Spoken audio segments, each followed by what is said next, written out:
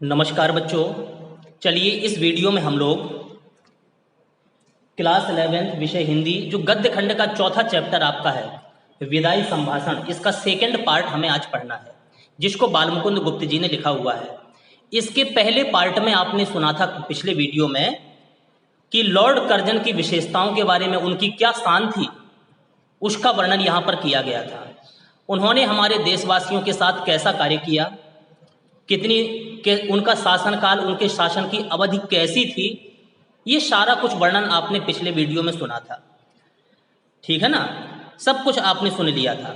अब उसके आगे ये भी पिछले वीडियो में सुना था कि जब कभी जुलूस निकलता था तो सबसे पहले इनकी वायसराय जी की सवारी निकलती थी। इनका हाथी था, सबसे ऊंचे ओहदे पर ये बैठा करते थे। छत्र इनके वो सिर के ऊपर रहता था। चंवर डुलाने वाले पास पास चलते थे इनके साथ साथ में। ठीक है ना, ये सारा कुछ। और इनकी अगर कृपा दृष्टि हो जाती थी तो छोटे से छोटा व्यक्ति भी ऊंचे पद पर पहुंच जाता था। और अगर इनकी कृपा नहीं होती थी तो बड़े से बड़े राजा महाराजा को भी इन्होंने मिट्टी में मिला दिया। ठीक है, इतना जलवा इनका खिंचा हुआ था उस समय देश में जब ये वायसराय के पद पर थे। बहुत ही कठिनाई भरा जीवन हमारे भारतवासियों को झेलना पड़ा था जब इनके शासनकाल में। बहुत तंग किया, बहुत परेशान, बहुत आतंकित कर दिया। तो ऐसे व्यक्ति थे ये वायसराय जी। इनके बारे में फिर से आगे बालमुकुंद गुप्त जी कहते हैं, आप लोग ध्यान से सुनिए। गुप्त जी ने लिखा है कि माई लॉर्ड, वायसराय जी को संबोधित करते हुए इस व्यंग्यात्मक निबंध में कह रहे हैं कि माई लॉर्ड, एक बार आप अपने कामों की ओर ध्यान दीजिए कि आपके कार्य कैसे थे, कैसा काम आपने हमारे इस देश में किया है। अपने जरा कामों पर ध्यान दीजिए। आप किस काम को आए थे? आप भारतवर्ष वायसराय बनकर के किस उद्देश्य को लेकर के आए थे? आपका कार्य क्या था? आप इस पद पर बैठे थे तो आपका क्या कार्य था? क्या कार्य आपको करने चाहिए थे और क्या कर चले? आपने क्या कौन कौन से काम यहां पर किए, कैसे काम किए? जरा इन पर ध्यान दीजिए। शासक प्रजा के प्रति तो कुछ तो कर्तव्य होता है। शासक और प्रजा के प्रति, शासक का प्रजा के प्रति कुछ कर्तव्य होता है। अपनी प्रजा की भलाई करना, उसकी देखभाल रखना, उसके सुख दुख को महसूस करना, होता है ना कुछ कर्तव्य। तो जो शासक होते हैं, राजा महाराजा होते हैं, उनका अपनी प्रजा पर कुछ ना कुछ कर्तव्य होता है। यह बात आप निश्चित ही मानते होंगे, आपको भी पता होगा कि हाँ, कर्तव्य होता है कुछ राजा का अपनी प्रजा पर। सो कृपा करके ये बतलाइए, कृपा करके यह बतलाइए, क्या कर्तव्य आप इस देश की प्रजा के साथ पालन कर चले? आपने कौन कौन से कर्तव्य इनके प्रति निभाए जो इनके जीवन के लिए सुखदायी रहे हो? कौन कौन से अपने उत्तरदायित्वों का निर्वहन आपने किया, जरा इसको बताइए। ठीक है, तो ये कहा बालमुकुंद गुप्त जी ने कि कौन कौन से कर्तव्य आपने हमारे भारतवर्ष की प्रजा के लिए निभाए। क्या आंख बंद करके, हमें तो लगता है कि आपने कोई भी अच्छा कर्तव्य हमारे देश की प्रजा के लिए आपने नहीं किया, नहीं निभाया। क्या आंख बंद करके मनमाने हुक्म चलाना और किसी की कुछ ना सुनने का नाम ही शासन है? क्या शासन किसे कहते हैं? कि जो मन में आया, राजा के या शासक के जो मन में आया तो अपने मन की मनमानी करना, बिल्कुल स्वतंत्र हो जाना। तो आंख बंद करके मनमाने हुक्म आदेश देना, बस हुक्म चलाना। और किसी भी, भली कोई सही बात कह रहा है कि गलत कह रहा है, आपको सुनना चाहिए, समझना चाहिए, फिर विचार करके उसके अच्छा बुरा कहना चाहिए कि क्या गलत है क्या सही है। लेकिन आपने कुछ नहीं किया, आपने तो आंख बंद करके मनमाने हुक्म चलाए, जैसे जी में आए वैसे हुक्म चलाए यहाँ पर। और किसी की कुछ ना सुनने का, किसी की कोई भी बात आपने नहीं सुनी। तो मनमाने हुक्म चलाना, किसी की कोई बात ना सुनना, प्रजा की ओर ध्यान ना देना, अपने कर्तव्यों को ना निभाना, क्या इसी का नाम शासन है? क्या प्रजा की बात पर कभी कान ना देना और उसको दबा करके उसकी मर्जी के विरुद्ध जिद्द से सब काम किए चले जाना, क्या यही शासन कहलाता है? ये व्यंग कस दिया बालमुकुंद गुप्त जी ने कि प्रजा कोई पुकार कर रही है, प्रजा की कोई इच्छा है, कोई गुहार लेकर के आपके सामने वो आई है, तो प्रजा की बात पर कान बंद कर लेना, कान में उंगली दे लेना, उनकी बात ही ना सुनना, ठीक है कि नहीं?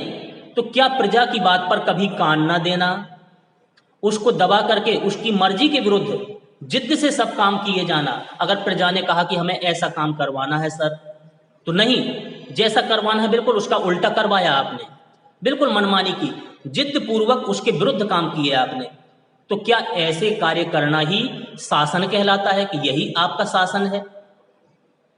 एक काम तो ऐसा बताइए, बालमुकुंद गुप्त जी लिख रहे हैं इस निबंध में कि कोई भी एक काम तो हमको ऐसा बता दीजिए, ठीक है, जिसमें आपने जिद्द छोड़ करके, जिसमें आपने कोई मनमानी ना की हो, अपनी जिद्द ना की हो, जिद्द छोड़ करके प्रजा की बात पर ध्यान दिया हो, जिद्द छोड़ करके प्रजा की बात पर ध्यान दिया हो, कम से कम कोई एक बात ही हमें ऐसी बता दीजिए। कैसर और जार, कैसर और जार भी घेरने घोटने से प्रजा की बात सुन लेते हैं। कैसर और जार भी घेरने से या घोटने से प्रजा की बात कभी कभी सुन लेते हैं, पर आप एक मौका तो बताइए, आप तो बताइए अपनी बात, आप कोई एक मौका बताइए जिसमें किसी अनुरोध पर, किसी ने कोई अनुरोध किया हो हमारे भारत देश की प्रजा ने, तो उसके अनुरोध पर या उसकी प्रार्थना सुनने के लिए प्रजा के लोगों को आपने अपने निकट फटकने दिया हो। अगर कोई प्रजा कोई कार्य लेकर के आई, कोई बात लेकर के आई, तो अपने पास तक हमारे भारत देश की प्रजा को आपने फटकने तक नहीं दिया, अपने पास तक नहीं आने दिया, उनकी बात सुनना तो दूर।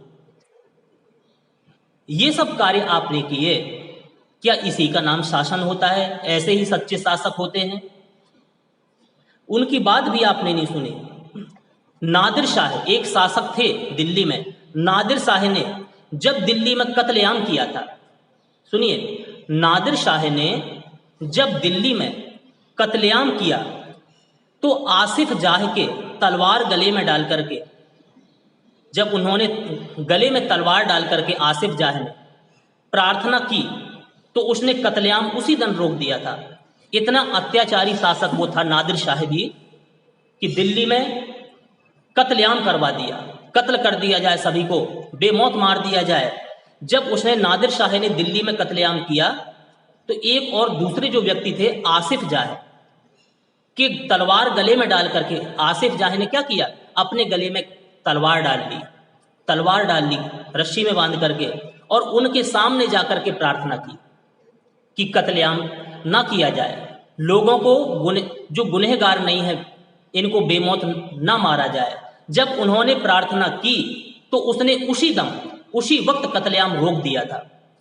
तो इतने ऐसे ऐसे जो शासक हुए हैं तानाशाह टाइप के, तो उनके मन में भी कभी दया का भाव आया है, लेकिन क्या कभी आपके मन में ऐसी भावनाएं आई हैं कि जो लोगों का जिसमें हित हुआ हो?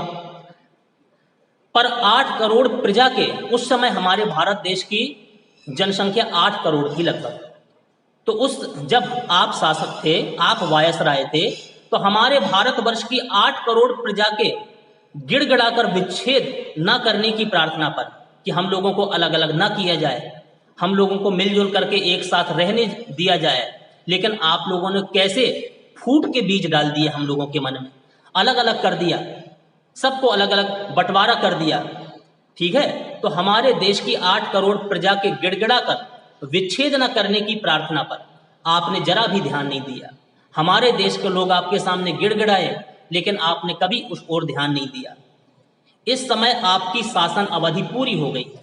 अपने शासन के कार्यकाल में तो आपने सब कुछ किया, लेकिन अब आपके शासन की अवधि पूरी हो गई है, समाप्त हो गई है, फिर भी बंग विच्छेद किए बिना घर जाना आपको पसंद नहीं है। आपकी शासन की अवधि हो गई, ऊंचे पद से आप नीचे गिर पड़े, फिर भी आपकी इच्छा है कि मैं बंगाल का विभाजन करवा दूं। विभाजन होना चाहिए, आपने हमेशा बंटवारा ही करवाया, विभाजित ही करवाया हम लोगों को और हमारे देश की सीमाओं को। तो इस समय आपकी शासन अवधि पूरी हो गई है, ठीक है ना, पूरी हो गई, फिर भी बंग विच्छेद किए बिना घर जाना आपको पसंद नहीं है। नादिर से भी बढ़कर आपकी जिद्द है। नादिर शाह जो था वो भी जिद्दी था, लेकिन उससे भी बड़ी जिद्द आपकी है। क्या समझते हैं कि आपकी जिद्द से, आपके इस जिद्द करने से, आपके इस स्वभाव से प्रजा के जी में दुख नहीं होता? क्या हमारे देश की प्रजा दुखी नहीं होती है आपके क्रियाकलापों से? आप विचारिए तो, एक आदमी को आपके कहने पर पद न देने से, आपने कहा कि इसको पद देना है, और एक आदमी को आपके कहने पर पद न देने से आप नौकरी छोड़े जाते हैं। इतने जिद्दी हैं आप कि नौकरी छोड़े जाते हैं। इस देश की प्रजा को भी यदि कहीं जाने की जगह होती, इस देश की प्रजा को भी अगर कहीं जाने की जगह होती, तो क्या वह नाराज होकर इस देश को छोड़ना जाती? इस देश को छोड़कर के वो प्रजा भी चली जाती? ऐसा शासनकाल आपका रहा कि आपके शासन में कोई रहना पसंद नहीं करता था, ठीक है कि नहीं? लेकिन हमारे भारत देश की प्रजा ऐसी है, उसको अपने देश से प्रेम है, अपनी संस्कृति से प्रेम है, इसलिए अपने देश को, अपनी इस मिट्टी, अपने वतन को छोड़ करके वो कहीं नहीं गए, ठीक है कि नहीं? जैसा भी अत्याचार, अनाचार, दुराचार आपने उनके साथ किया, हमारी प्रजा के साथ, ठीक है, वो सब कुछ निभाते रहे, उसका निर्वहन करते रहे, ठीक है। अच्छा, यहां की प्रजा ने आपकी जिद्द का फल यही देख लिया कि आपने जिद्द किया, कैसा शासन किया और आपको फल कैसा मिला। ये सारा कुछ क्रियाकलाप हमारे देश की प्रजा ने यही देख लिया है। उसने देख लिया कि आपकी जिस जिद्द ने, हमारे देश की प्रजा ने देख लिया है कि आपकी जिस जिद्द ने इस देश की प्रजा को पीड़ित किया, इस देश की प्रजा को सताया, परेशान किया, आपको भी उससे कम पीड़ा ना दी, आपको भी उसने कम पीड़ा ना दी, यहां तक कि आप स्वयं उसका शिकार हो गए, स्वयं उसका शिकार हो गए उस पीड़ा का। हम लोगों को कष्ट दिया, हमारे देश की प्रजा को कष्ट दिया, तो आपका भी जीवन अब आखिरी वक्त सुखमय व्यतीत नहीं हो रहा है।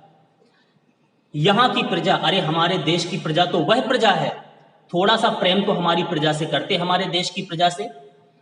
यहां की प्रजा वह प्रजा है जो अपने दुख और कष्टों की अपेक्षा परिणाम पर अधिक ध्यान रखती है। दुख कष्ट सब कुछ झेल जाती है अपने परिणाम, अच्छे रिजल्ट के लिए। तो ऐसी प्रजा है हमारे देश की जो अपने दुख के लिए, अपने कष्टों की अपेक्षा परिणाम का अधिक ध्यान रखती है। वह जानती है, हमारे देश की प्रजा को यह ज्ञात है, वह समझती है, जानती है कि संसार में सब चीजों का अंत है। अगर हमें दुख का समय आया है, दुख का जीवन हमारा है, ये दुख भरा जीवन हमें मिला है, तो कभी ना कभी इसका भी अंत होगा, ठीक है कि नहीं? अगर हमेशा सुख नहीं रहता है तो दुख का भी तो कभी ना कभी अंत होगा, एक सा समय किसी का नहीं रहता है। ये हमारी प्रजा जानती है। दुख का समय भी एक दिन निकल जाएगा, दुख का समय भी एक दिन निकल जाएगा। इसी से सब दुखों को झेल करके, जितने तुमने दुख दिए हमारी प्रजा को, जितने कष्ट दिए, सिर्फ यही सोच करके कि ये दुख भरा समय भी एक ना एक दिन व्यतीत हो जाएगा, समाप्त हो जाएगा। इसी से सब दुख को झेल करके, पराधीनता सहकर भी वह जीती है। हमारे देश की प्रजा ऐसी है। माई लॉर्ड, इस कृतज्ञता की भूमि की महिमा, इस कृतज्ञता, इस उपकारपन, इस कृतज्ञता की भूमि की महिमा आपने कुछ ना समझी कि हम किस देश में आपने राज्य किया। इस भारत देश की महिमा को आपने अभी तक नहीं समझ पाया, और ना यहाँ की दीन प्रजा की श्रद्धा भक्ति अपने साथ ले जा सके कि अगर आपने अच्छी तरह से कार्य किया होता, अच्छी तरह से शासन किया होता, तो आज प्रजा को आपके जाने में बहुत ज्यादा ही कष्ट होता, ठीक है कि नहीं? तो उनकी श्रद्धा भक्ति भी आज आप पद को छोड़ करके जा रहे हैं, तो देश की प्रजा की श्रद्धा भक्ति भी अपने साथ नहीं ले जा रहे, इसका बड़ा दुख है। अच्छा, अब आगे बाल मुकुंद जी कहते हैं कि इस देश के शिक्षितों को, जो शिक्षित लोग हैं इस देश के, शिक्षितों को देखने की आपकी आंखों को ताब नहीं। कभी यहाँ के देश के जो अच्छे व्यक्ति थे, पढ़े लिखे, होशियार, योग्य व्यक्ति थे, शिक्षित व्यक्ति थे, ठीक है कि नहीं, तो उन लोगों को आपने कभी अपनी आंखों ताब नहीं देखा, कभी नहीं देखा, अपनी आंखों को ताब नहीं देखा। अनपढ़, जो अनपढ़ प्रजा थी, गूंगी प्रजा का नाम कभी कभी आपके मुंह से निकल जाया करता था। जो योग्य व्यक्ति थे, पढ़े लिखे समझदार लोग, उनको तो आपने बाइकाट कर दिया, हटा दिया, अपने पास नहीं आने दिया। उनका तो नाम क्या लेंगे आप? लेकिन कभी कभी एक आध बार आपके मुख से हमारे देश की जो गूंगी प्रजा, गूंगी का मतलब क्या है कि आप कितना भी अत्याचार करते रहो, अनाचार करते रहो, लेकिन आपके विरुद्ध वो एक शब्द नहीं बोलेंगे। तो यहाँ की गूंगी प्रजा का नाम कभी कभी आपके मुख से निकल जाया करता है। उसी अनपढ़ प्रजा में, सुन लीजिए ध्यान से, उसी अनपढ़ प्रजा में नर सुल्तान नाम के एक राजकुमार का गीत गाया जाता है। जो ये गूंगी सी प्रजा है ना, अनपढ़ सी प्रजा, इसी प्रजा में नर सुल्तान नाम का एक राजकुमार हुआ है। नर सुल्तान नाम के राजकुमार का एक गीत गाया जाता है। क्यों, कैसा कार्य किया उसने, क्यों कार्य किया? देखिए, हमारे देश का अनपढ़ व्यक्ति भी बाहर जाता है तो वहां के देश के लिए क्या करता है, और आप अपने देश को छोड़ करके हमारे भारत में आए और यहां आपने आकर के क्या किया, जरा तुलना कीजिए। आप इतने योग्य, इतने बड़े पद पर, वो एक छोटा सा राजकुमार इस देश का। तो नर सुल्तान नाम के राजकुमार का गीत गाया जाता है। एक बार अपनी विपद के कई साल जब उस राजकुमार पर विपदा आई, कष्ट अचानक आ गया, तो अपनी विपत्ति के कई साल सुल्तान ने, उस राजकुमार ने, ठीक है कि नहीं, नरवरगढ़ नाम के एक स्थान में काटे थे। अपना बचाव किया था उसने। नरवरगढ़ नाम के स्थान में रह करके उस राजकुमार ने काफी समय नरवरगढ़ में वो राजकुमार रहा था, नर सुल्तान। वहां उसने समय काटा। वहां चौकीदारी से लेकर के उसे एक ऊंचे पद तक काम करना पड़ा था। जब वो गया, अब बाहर कहीं जैसे किसी स्थान पर जाओगे आप, कोई जान पहचान का नहीं, तो कहीं ना कहीं अपना नौकरी तलाशना पड़ेगी, तब तो कुछ गुजर बसर हो पाएगी। कैसे पेट भरेंगे, क्या करेंगे? तो वहां पर नरवरगढ़ में हमारे देश का एक छोटा सा राजकुमार पहुंच गया। तो चौकीदार से लेकर के, पहले उसने चौकीदार का पद लिया, चौकीदार बन गया किसी के यहाँ। तो चौकीदारी से लेकर के ऊंचे पद तक उसने काम किया, ऊंचे पद तक वो पहुंच गया अपनी योग्यता के बल पर, ठीक है। और जिस दिन उसकी विपत्ति कट गई, विपत्ति का समय पूरा हो गया, दुख भरे समय का अंत हो गया, तो उसने सोचा कि अब मैं नरवरगढ़ में अब क्यों रहूं, अब पुनः अपने देश भारत को मैं विदा हूं, ठीक है नहीं, अपने राज्य को मैं वापस हो जाऊं। तो जिस दिन वो राजकुमार घोड़े पर सवार होकर के उस नगर से विदा हुआ, घोड़े पर सवार होकर के उस नगर से, नरवरगढ़ से विदा हुआ, नगर द्वार से बाहर आकर के, जहां से नगर की सीमा समाप्त हो रही थी, तो क्या किया उस राजकुमार ने? नगर द्वार से बाहर आकर उस नगर को जिस रीति से उसने अभिनंदन किया, स्वागत किया, प्रणाम किया उस नगर को, नरवरगढ़ को राजकुमार ने, वह सुनिए क्या कहता है वह राजकुमार अपने वक्तव्य में। उसने आंखों में आंसू भर करके कहा, दोबारा जब मुड़ करके उसने नरवरगढ़ की ओर देखा राजकुमार ने, तो उसकी आंखों में आंसू आ गए। यह है हमारे देश की भावनाएं, हमारे भारतवर्ष की भावनाएं। क्या है कि जिसने हमें विपत्ति के समय, कष्ट के समय जिसने हमें सहारा दिया, तो उसके प्रति हम कृतज्ञता का भाव तो हम थोड़ा सा व्यक्त कर दें, ठीक है ना, थोड़ा सा भाव कृतज्ञता का ही व्यक्त कर दें हम। तो उसकी आंखों में नरवरगढ़ को देख करके आंसू आ गए। क्या कहता है वो राजकुमार कि प्यारे नरवरगढ़, प्यारे नरवरगढ़, मेरा प्रणाम तुम स्वीकार करो, मेरा प्रणाम स्वीकार करो। आज मैं तुमसे जुदा होता हूं, आज मैं तुमसे अलग हो रहा हूं, पुनः अपनी नगरी को जा रहा हूं, तो मैं छोड़ करके तुमसे विदा होता हूं, जुदा होता हूं। तू मेरा अन्नदाता है। इतने समय तक जब मेरा समय कष्ट भरा था, विपत्ति का समय था, तूने ही मुझे दाना पानी दिया। मैंने तेरे स्थान का, तेरे यहाँ का दाना पानी खाया। तू मेरा अन्नदाता है। अपनी विपत्ति के दिन मैंने तुझ में काटे, तूने मुझे आश्रय दिया, तुझ में रह करके मैंने अपनी विपत्ति के समय को काटा। तेरे ऋण का बदला मैं गरीब सिपाही, मैं तो एक गरीब सिपाही हूं, तेरे इस ऋण का, तेरे इस उपकार का बदला मैं गरीब सिपाही नहीं दे सकता। भाई नरवरगढ़, यदि मैंने जानबूझ करके, देखिए हमारे भारतवासियों का मन, हृदय उनका, कहता है वो राजकुमार, वो सिपाही, कि भाई नरवरगढ़, यदि मैंने जानबूझ करके एक दिन भी अपनी सेवा में चूक की हो, कमी की हो, यहाँ की प्रजा की शुभ चिंता ना की हो, यहाँ के रहने वालों की शुभ चिंता मेरे मन में कभी ना आई हो, यहाँ की स्त्रियों को, यानी कि नरवरगढ़ में रहने वाली स्त्रियों को मैंने माता और बहन की दृष्टि से ना देखा हो, तो मेरा प्रणाम तू ना लेना, और ये सारे कार्य मैंने किए हों तो तू मेरे आखिरी वक्त इस प्रणाम को मेरे स्वीकार कर, नहीं तो प्रसन्न होकर एक बार मेरा प्रणाम तू स्वीकार कर ले और मुझे जाने की आज्ञा दे दे। तो एक निर्जीव स्थान पर भी, जो शहर है एक, ठीक है कि नहीं, उस स्थान को हमारे देश का, हमारे नगर का राजकुमार ऐसा कहता है, और विपत्ति के समय जिसने हमें सहारा दिया उसके प्रति कृतज्ञता व्यक्त करता है।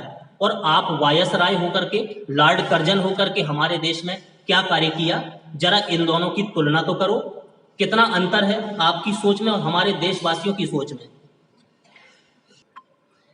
आगे बालमुकुंद गुप्त जी पुनः व्यंग करते हुए वायसराय जी के लिए कहते हैं कि माय लॉर्ड, जिस प्रजा में ऐसे राजकुमार का गीत गाया जाता हो, इस ऐसे राजकुमार का गीत गाया जाता है, उसके देश से क्या आप भी चलते समय कुछ संभाषण करेंगे, कुछ वार्तालाप करेंगे, यहाँ के देश के निवासियों के साथ कुछ संभाषण करेंगे?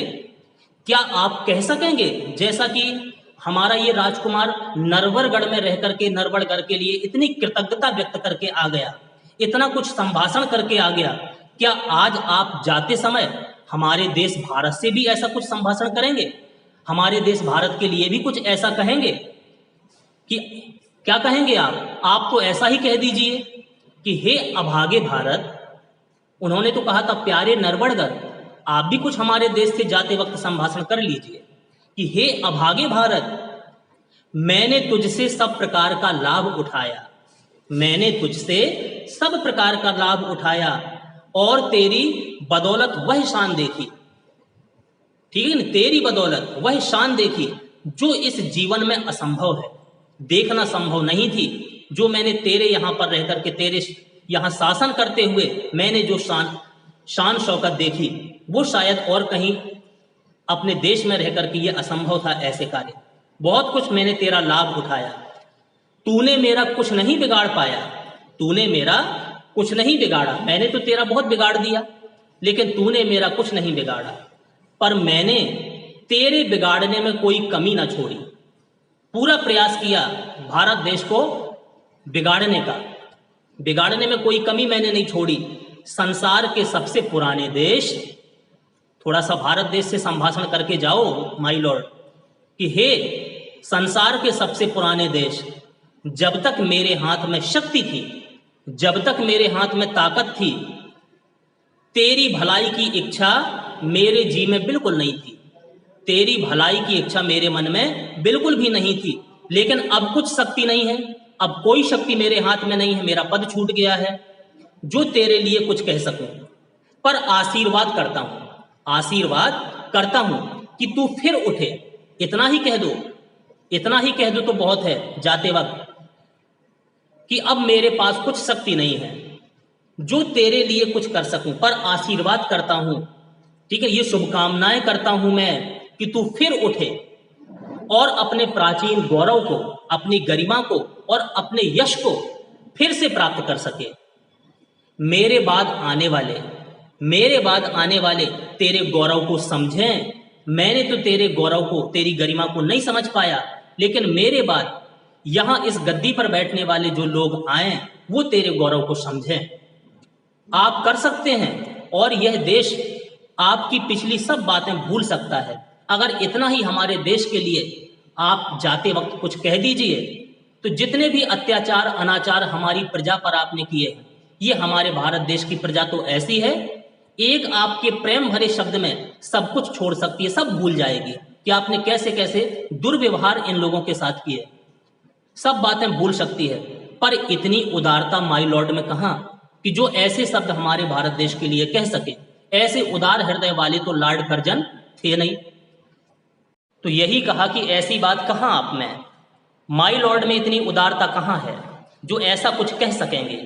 तो ये पार्ट अभी आपने सेकंड पार्ट सुना, जिसका अध्ययन हमने किया विदाई संभाषण बालमुकुंद गुप्त जी का लिखा हुआ। चलिए अब इस प्रश्न के हम कुछ क्वेश्चन आंसर देख लेते हैं। मुख्य मुख्य अगर आपसे पूछ लिया जाए तो आप किस तरीका से आप लिखोगे। जैसे पहला प्रश्न है, शिव शंभू की दो गायों की कहानी के माध्यम से, शिव शंभू की दो गायों की कहानी के माध्यम से लेखक क्या कहना चाहता है, क्या समझाना चाहता है, वो क्या बताना चाहता है? तो इसके उत्तर में आप लोग लिख सकते हो कि शिव शंभू की दो गायों के माध्यम से लेखक यह कहना चाहता है कि भारत के पशु हों या मनुष्य हों, ठीक है कि नहीं, भारत के जानवर हों या मनुष्य हों, वे अपने संगी साथियों के साथ गहरा लगाव रखते हैं। वे सभी अपने देश के संगी साथियों के साथ गहरा लगाव रखते हैं, चाहे वे आपस में लड़ते झगड़ते भी रहे हों, उनकी आपस में लड़ाई भी होती रही हो, लेकिन फिर भी उनमें प्रेम होता है, तो भी उनका परस्पर प्रेम अटूट होता है। ये समझाना चाहते हैं गायों के माध्यम से। क्यों? आपने दृष्टांत पढ़ा था, सुना होगा, समझा है कि एक दूसरे से विदा होते समय वे दुख अनुभव करते हैं। लेखक यह भी कहना चाहता है कि विदाई का समय करुणाजनक होता है, विदाई का समय बहुत ही करुणाजनक होता है। अच्छा, अगला प्रश्न जो उठता है इसको ध्यान से सुन लीजिए आप। प्रश्न है, 8 करोड़ प्रजा के गिड़गिड़ाकर विच्छेद ना करने की प्रार्थना पर, 8 करोड़ प्रजा के गिड़गिड़ाकर विच्छेद ना करने की प्रार्थना पर आपने जरा भी ध्यान नहीं दिया। यहां किस ऐतिहासिक घटना की ओर संकेत किया गया है? कौन सी ऐतिहासिक घटना की ओर संकेत किया है यहां पर लेखक बालमुकुंद गुप्त जी ने? तो आप बता सकते हो कि भारत में बंग भंग अर्थात बंगाल विभाजन की, बंगाल का जब विभाजन हुआ तो बंगाल विभाजन की घटना ऐतिहासिक महत्व की है। बंगाल के विभाजन की घटना ऐतिहासिक महत्व की है। लॉर्ड कर्जन ने भारत में, जो लॉर्ड कर्जन थे, उन्होंने भारत में नित्य प्रति रोजाना होने वाली क्रांतिकारी घटनाओं का समाधान करने के लिए, जो क्रांतिकारी घटनाएं घटित होती रहती थी रोज, उनका समाधान करने के लिए एक कूटनीतिक योजना बनाई थी, एक कूटनीतिक योजना बनाई। इसके अंतर्गत उसने बंगाल क्षेत्र का विभाजन करने की भी योजना बना डाली। उस कूटनीति योजना के अंतर्गत बंगाल के विभाजन की भी योजना उसने बना डाली थी। भारत की जो जनता थी, भारत की जनता कर्जन के कलुषित इरादों को समझ गई कि हम लोगों का ये बंटवारा चाहता है, ये बंटवारा करवाना चाहते हैं, वो समझ गई। अतः बंगाल की 8 करोड़ जनता ने तो बंग भंग का पुरजोर विरोध किया, बहुत विरोध किया कि बंग भंग ना हो। पूरा भारत इसके विरुद्ध खड़ा हो गया, बंगाल का विभाजन ना हो। इस घटना ने स्वतंत्रता आंदोलन की चिंगारी को और अधिक भड़का दिया। जो स्वतंत्रता आंदोलन की चिंगारी थी उसको और भड़का दिया इस घटना ने। अच्छा, अगला प्रश्न ये उठता है, कर्जन को इस्तीफा क्यों देना पड़ा? लॉर्ड कर्जन को आखिरकार इस्तीफा क्यों देना पड़ा? कौन कौन से वो कारण थे? तो इसके मेन 2 कारण थे कि लॉर्ड कर्जन को अपने वायसराय पद से इस्तीफा देना पड़ा। इसके मेन 2 कारण थे, वो समझ लीजिए। पहला कारण, क्यों इस्तीफा देना पड़ा? पहला कारण देखिए, बंग भंग की योजना को मनमाने ढंग से लागू करने के कारण, मनमाने ढंग से वो लागू कर रहा था योजनाएं बंगाल के विभाजन के लिए, तो इसके विरुद्ध सारे भारतवासी उसके विरुद्ध खड़े हो गए थे। बंग भंग की योजना को मनमाने ढंग से लागू करने के कारण सारे भारतवासी उसके विरुद्ध उठ खड़े हुए। इससे कर्जन की जड़ें हिल गई कि अब तो भाई सब एक हो गए हैं, ये अब हम अकेले इनका कुछ नहीं बिगाड़ सकते। उसकी जड़ें हिल गई और वह इंग्लैंड वापस जाने के बहाने खोजने लगा कि कितने जल्दी से जल्दी हम ये पद छोड़ करके वापस पुनः अपने देश इंग्लैंड पहुंच जाएं। इसके बहाने वो खोजने लगा। तो एक कारण तो ये हो गया। दूसरा कारण, कर्जन ने इंग्लैंड में एक फौजी अफसर को अपनी इच्छा से नियुक्त कराना चाहा। लॉर्ड कर्जन ने इंग्लैंड में एक फौजी अफसर को अपनी इच्छा से नियुक्त कराना चाहा। उसकी सिफारिश को अनसुना कर दिया गया। जब उसने एक सिपाही को नियुक्त करना चाहा तो उसकी सिफारिश को अनसुना कर दिया गया। इससे क्षुब्ध होकर भी उसने इस्तीफा देने की पेशकश कर दी। दुखी हो गया वो और इस्तीफा देने की उसने कोशिश कर दी, इस्तीफा दे दिया। चलिए अगला प्रश्न देख लीजिए। अगले प्रश्न में पूछा गया है कि विचारिए तो क्या शान आपकी इस देश में थी, विचारिए तो क्या शान आपकी इस देश में थी और अब क्या हो गई, कितने ऊंचे पद पर होकर आप कितने नीचे गिरे। ये जो पूरी लाइन अभी हमने कही, इसका आशय स्पष्ट कीजिए, इसका अर्थ समझाइए, ये पूछा गया। तो सुन लीजिए ध्यान से। लॉर्ड कर्जन को भारत में जैसा मान सम्मान, लॉर्ड कर्जन को भारत में जैसा मान सम्मान और जैसी शान शौकत भोगने को मिली, जैसी शान शौकत भारत देश में मिली, वैसी किसी भी अन्य शासक को नहीं मिली होगी। किसी भी अन्य शासक को ऐसी शान शौकत नहीं मिली होगी। दिल्ली दरबार में उसकी कुर्सी सोने की थी, सोने की सीट पर बैठते थे, और उसका हाथी जुलूस में सबसे आगे और ऊंचा चलता था, सबसे ऊंचे ओहदे पर ये बैठते थे, सबसे ऊंचा और आगे हाथी चलता था, ऊंचे स्थान पर ये बैठते थे हाथी में। उसे सम्राट एडवर्ड के भाई से भी अधिक सम्मान मिला। लॉर्ड कर्जन को सम्राट एडवर्ड जो हुए, उनके भाई से भी अधिक सम्मान उनको मिला। उनके एक इशारे पर देश के धनी मानी लोग, जितने धनाढ़ लोग थे और राजा महाराजा हाथ बांधे खड़े रहते थे, उसने अपने संकेत भर से बड़े बड़े राजाओं को मिट्टी में मिला दिया और नाचीजों को आसमान तक ऊंचा दिखा दिया। ठीक है कि नहीं? नाचीजों को आसमान तक ऊंचा उठा दिया उनको, और जो उनकी इच्छा के विरुद्ध कार्य करते थे उन राजा महाराजाओं को भी मिट्टी में मिला दिया। कहाँ तो आपकी ऐसी ऊंची आन बान शान थी, और कहाँ ऐसी हालत हो गई कि एक अदना सा फौजी अफसर भी उसकी सिफारिश पर नहीं रखा गया। ऐसी हालत, एक छोटा सा सिपाही भी उसकी सिफारिश पर नहीं रखा गया, उल्टे उसी का इस्तीफा स्वीकार कर लिया गया। तो ये है ऊंचे पद पर होकर के पुनः नीचे पहुंच जाना। चलिए एक लास्ट क्वेश्चन आप और सुन लीजिए। पूछा गया है, आपके और यहाँ के निवासियों के बीच कोई तीसरी शक्ति भी है। आपके और यहाँ के निवासियों के बीच कोई तीसरी शक्ति भी है। यहाँ तीसरी शक्ति बताइए किसको कहा गया है, किसके लिए कहा गया है तीसरी शक्ति? तो आप लोगों को पता है ये, यहाँ ईश्वर को तीसरी शक्ति कहा गया है। ईश्वर को तीसरी शक्ति कहा गया है। लेखक के अनुसार ना तो लॉर्ड कर्जन की शक्ति सर्वोपरि है, लॉर्ड कर्जन के पास जो शक्ति है, ताकत है, क्षमता है, उसकी वो क्षमताएं ईश्वर की क्षमता से बड़ी नहीं है। तो यही कहने का आशय है कि तीसरी शक्ति ईश्वर के लिए कहा गया है, ईश्वर को कहा गया है। लेखक के अनुसार ना तो लॉर्ड कर्जन की शक्ति सर्वोपरि है, ना भारतीय जनता की भी शक्ति, भारत के रहने वाले लोगों की भी शक्ति नहीं है कि ईश्वर का मुकाबला कर सकें।